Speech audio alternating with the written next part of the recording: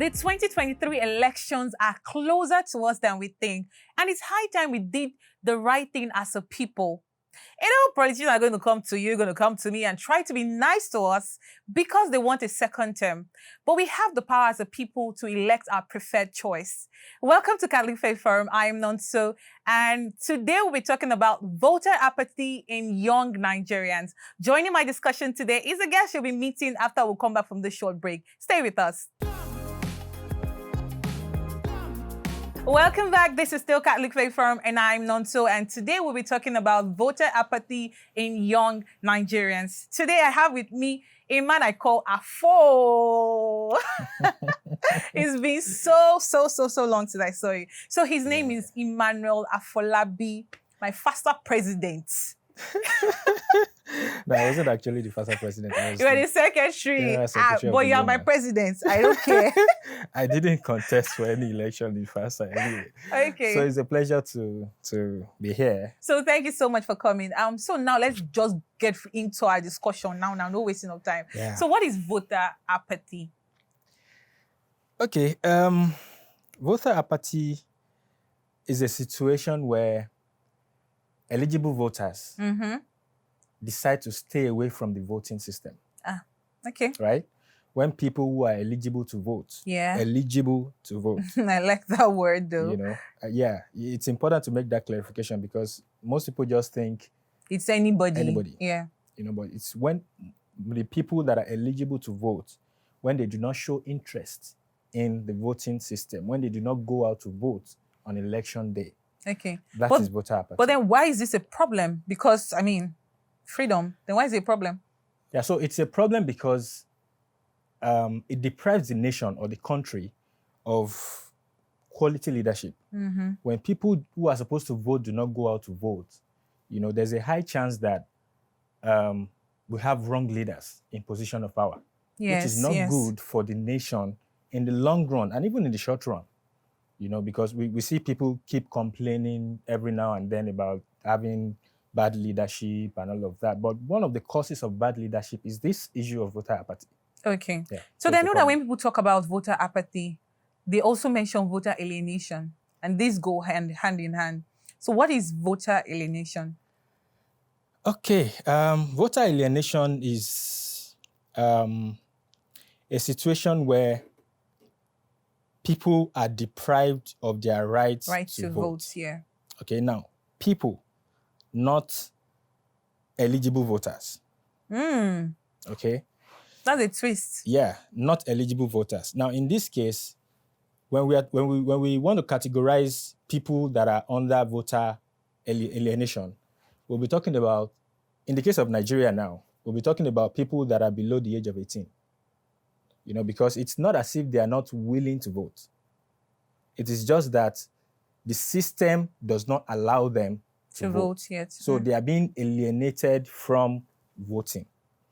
But what we currently experience, I mean, based on the pattern or the trend that has been in the last 3 elections, since 2011, really, we've seen that in 2011 election, we experienced about 53%, you know, eligible voters coming out to vote instead of having, say, over 80% or even 100%. In 2015, we had about 43%. In 2019, we had 34%. So you can imagine that trend, you know, from declining, you know, after election, it keeps decreasing, you know. So, I mean, when such things happen, it brings about a lot of questions. But even if, now, let's talk about the things that even get people to that point to say, I no longer want to participate in this election because I don't feel. So what do you think what's causing them to do that? To say, I don't want to do this. I hate voting. Well, a number of reasons, actually. For some, they fear that they might be attacked when they go out to vote during election. And some of them are attacked. Yeah. I mean, we saw a case during the 2019 election somewhere around Ejigbo in Lagos, where some people went out to vote but were attacked, were prevented from voting and all of that. Yes. You know, but although those are just isolated cases, we rarely experience violence on election day. Really? It's usually during campaigns or after election when perhaps a candidate decides to, not accept the result of the election, and then the supporters now, so that if you look at the trend, most of the time, that is how it happens. But you just mentioned Ejigbo people. Now let's talk about the causes. Okay. I'm now thinking to myself, if I lived in Ejigbo and I faced that kind of issue before, where I wanted to vote and I wasn't allowed, I wouldn't go out to vote again.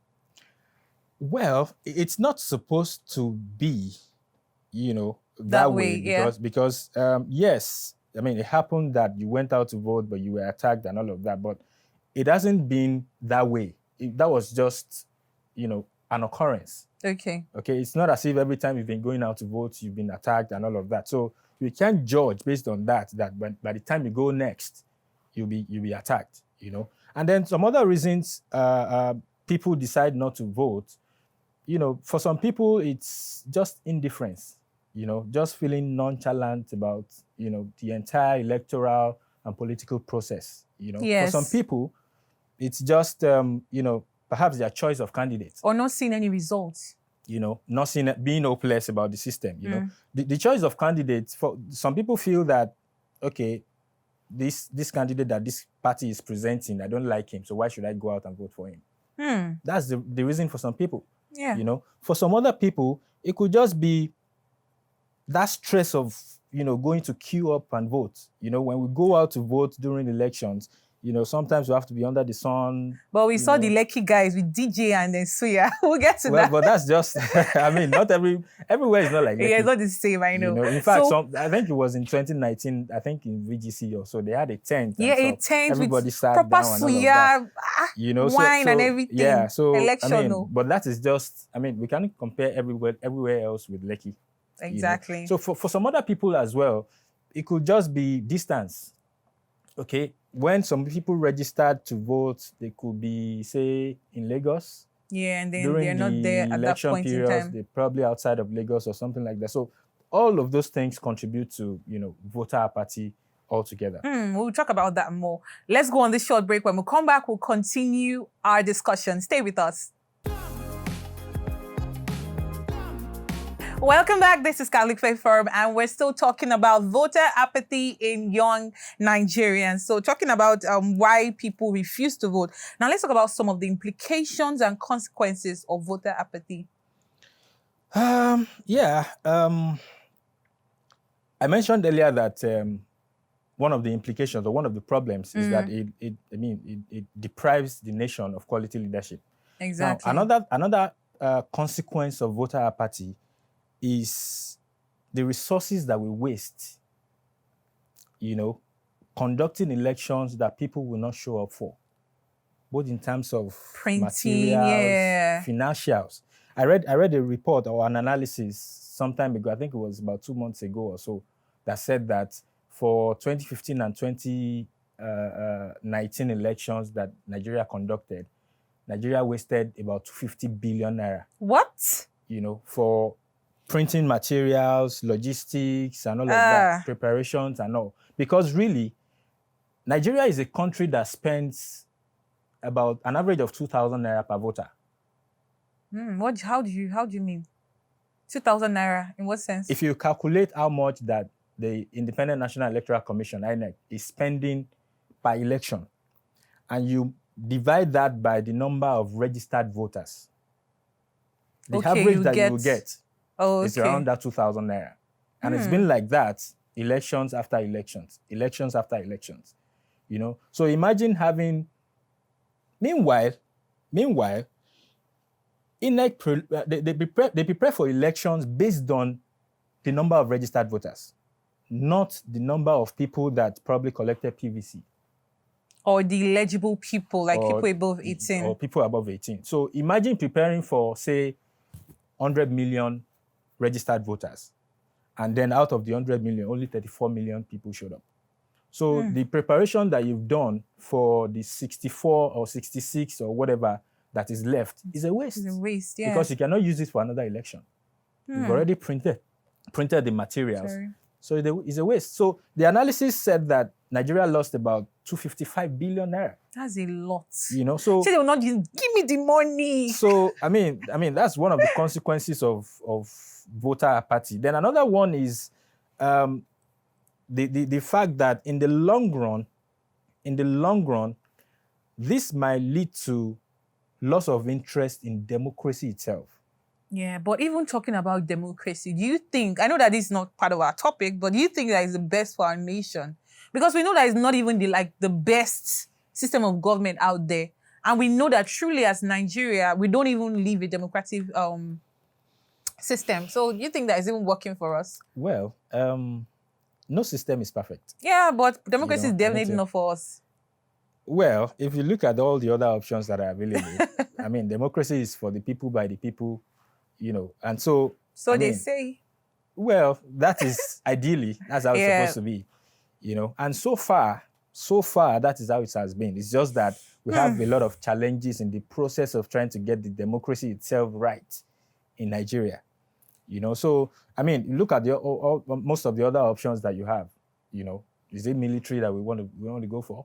Or is it dictatorship, or is it totalitarian, or whatever, or all those others? So, I mean, and then considering the nature or the structure of Nigeria itself, if we do not adopt democracy, there will be issues, or there will likely be issues. Okay. Yeah. So what are some pardon me. So what are some solutions that can be put in order to actually curb this apathy? That is, I think it's just within the young Nigerians. If you go on Twitter, I see people saying they don't care what's going to happen in 2023. They don't care what's going to happen. Nobody wants to know. But there are still some people who are out there saying, go and get your PVC, get ready for 2023. What are some things that we can do to actually curb this attitude? Yeah, I think the most important solution is voter education, like educating the larger population, the electorate, the supposed eligible voters. You know, yes, we have problems as a nation. Yes, we have, you know, a lot of challenges in our political system. Okay, but staying out of the political structure or not voting during election is never the solution to the problems.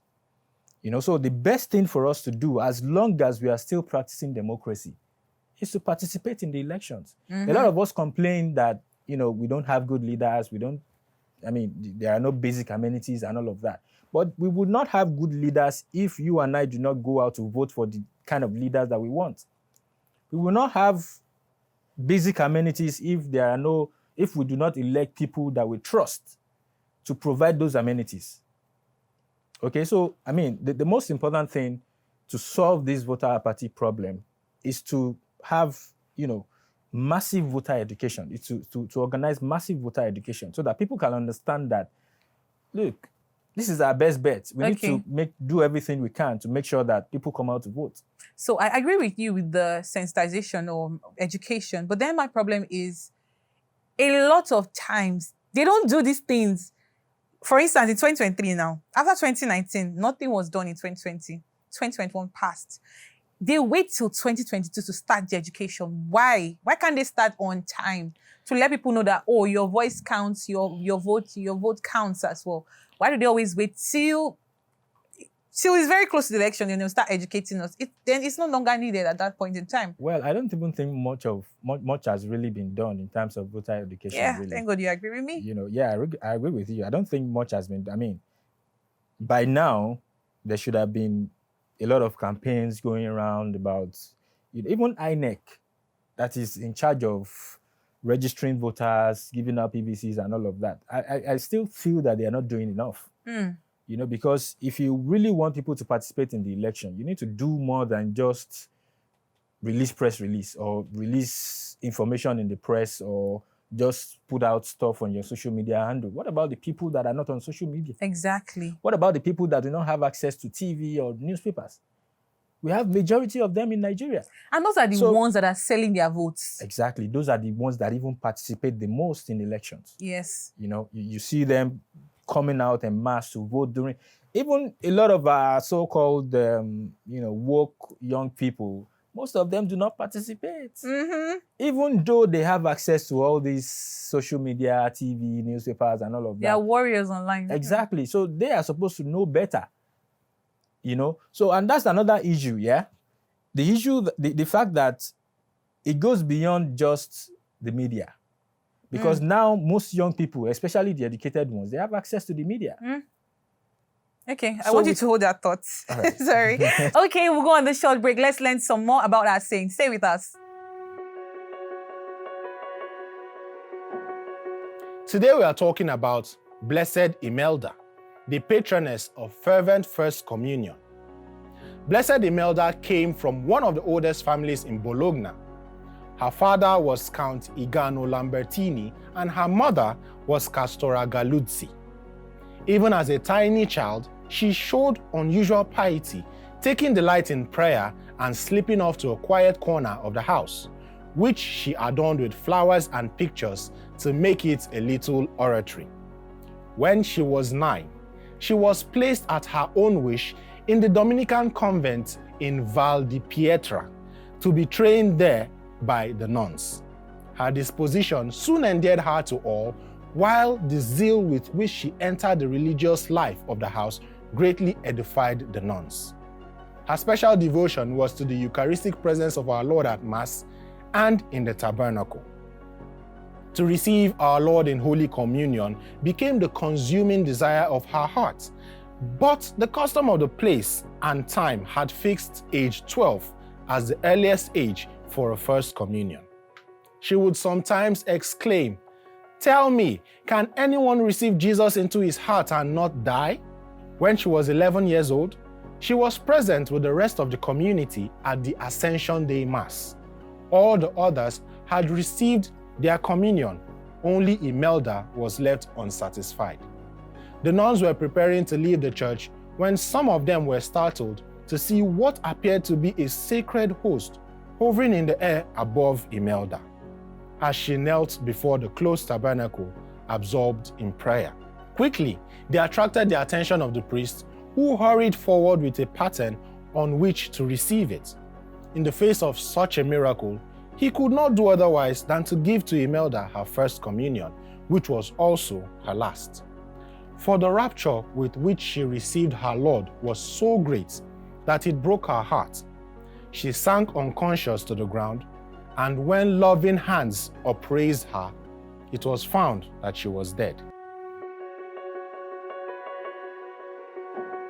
Welcome back. This is Khalifa Firm, and we're still talking about voter apathy in young Nigerians. So you were talking about young people not going out, who are just online warriors, not actually doing anything. Yeah. So I was going to say that it goes beyond just media sensitization. Okay. You know, a lot of other things can also contribute to it. For instance, having the current leaders that we have make actionable efforts for young people to see that, okay, yes, when you come out to vote, your vote will count. Exactly. You know, because there is this perception that, why am I voting? Because nothing is done, actually. I mean, what's the assurance that my vote will count? And the thing but is, really, votes actually count. Do they? Votes count. How? If votes do not count, then politicians will not be campaigning. And they campaign because they now wait till they want a second term and they begin one ridiculous project somewhere. And then so that people can say, oh, this guy is working. That and is then still we'll part vote of for him. campaigning. That is not supposed to be it. Well, and why are you supporting them? I'm not supporting them. I'm just telling you that, I mean, campaigning for votes means that is to tell you that, I mean, for them to come out and say, please vote for me. Okay. Or I'm doing this project so that you can vote for me. That is to show you that they want your vote.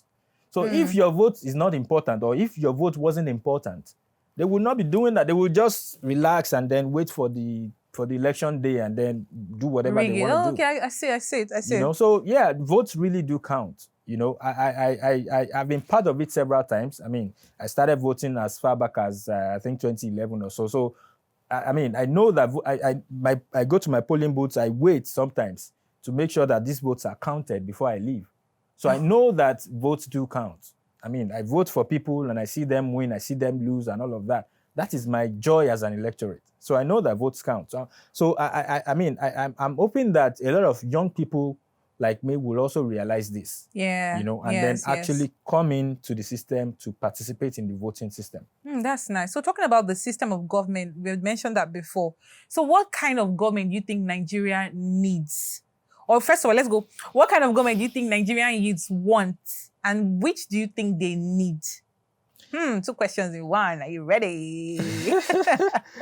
Well, I think what Nigerian youths want is basically just what every other young person in the other parts of the world wants. Basic governance. Good governance. Yeah. Provision of basic amenities.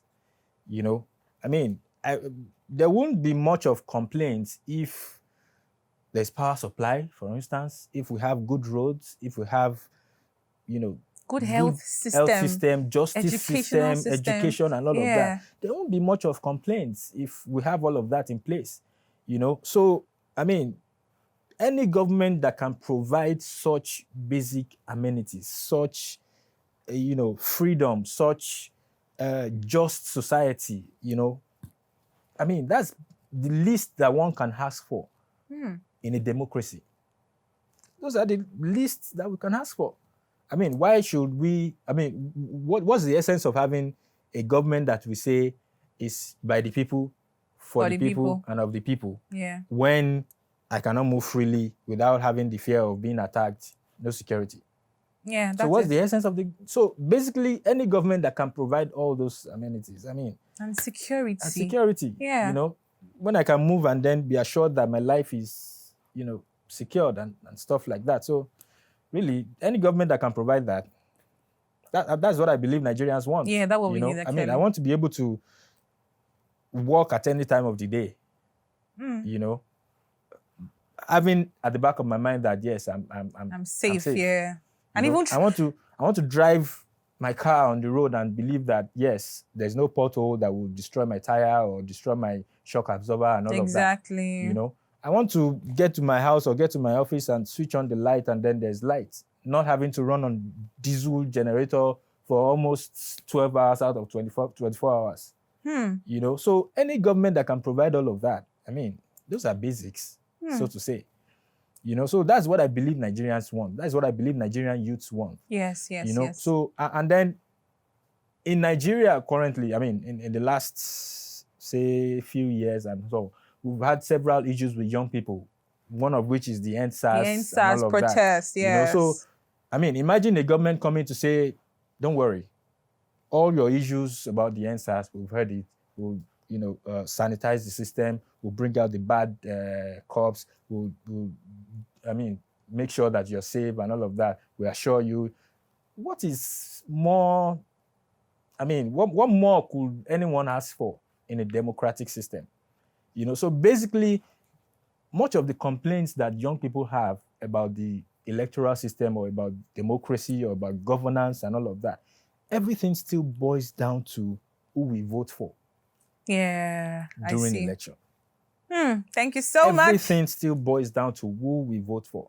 So it is when we can get that right that we can now say, okay, yes, we are assured of, return on investment, so to say. So what because, a way to put those it. are benefits of voting during election in a democracy. So you vote, you elect someone, and then you expect that the person will use the national resources to, provide the basic amenities that's it. Thank you so much for being here today. I really appreciate the fact that you were here and you honored my invitation. You're welcome. Thank you. Thank you so much for sticking with us to the end of the show. As we do it, we have to know a little about our faith. Stay with us.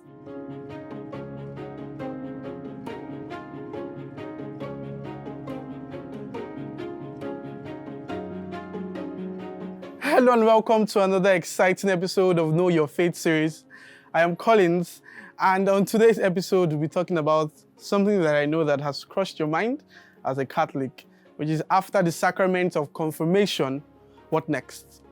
Now, the sacrament of confirmation, as discussed in the previous episodes, is one of the 7 sacraments of the Church. This sacrament, like the sacrament of baptism, affirms our position as children of God and soldiers of the Church.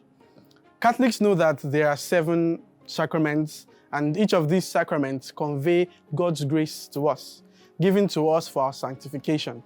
However, one of these 7 sacraments is often misunderstood. In fact, it is so misunderstood that even Pope Francis has lamented that many baptized Catholics see it as the sacrament of farewell. Come and be going. As any catechist at any parish would know what I am talking about. Now, the typical chronology of the sacraments are baptism, penance, Holy Eucharist, confirmation, and then there's that little break between confirmation and the remaining sacraments, except the anointing of the sick, which can be done anytime. So it begs the question, what next? So first, we need to realize that confirmation is not the end. On today's episodes, I'll be sharing with you how to stay connected with the church after confirmation. So the first is to remember the promises made at confirmation. During the rite of confirmation, the church reminds us of our Lord's words when he commissioned the disciples to go into the world. We are to go and make disciples of all the nations. Jesus did not direct this command towards just the apostles and their successors. The command is for us and the laity as well. 2, we need to connect with parish youth groups or organize your own activities for young people. Another point is to join a Catholic Bible study or start a Catholic Bible study for your age group. You can also join a parish ministry in an area where you're passionate about. They need young people. Also, you can help out with, coffee, donuts, social functions before Mass. These are things that actually help people bond.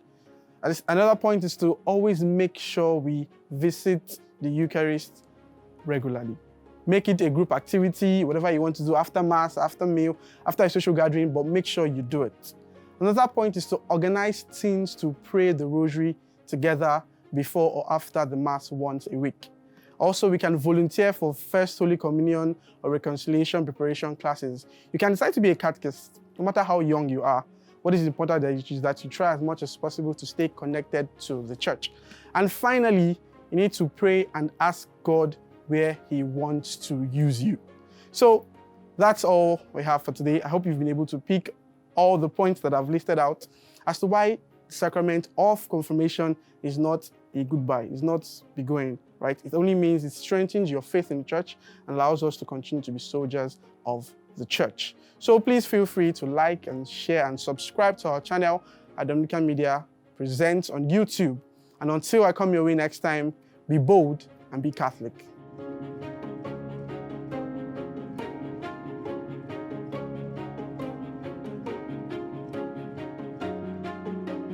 Welcome back. Thank you so much, Emmanuel Afolabi, for being here today. And thanks to you for watching till the end. If you'd like to support us, kindly call the number or send an email to the email address and phone number showing on the screen below. Also, send us your suggestions and questions on our social media handle at CFF on TV. Don't forget, you can watch this episode and other episodes on our YouTube channel at Dominican Media Presents. Till I come your way next time, keep being saints in jeans and shirts. Bye.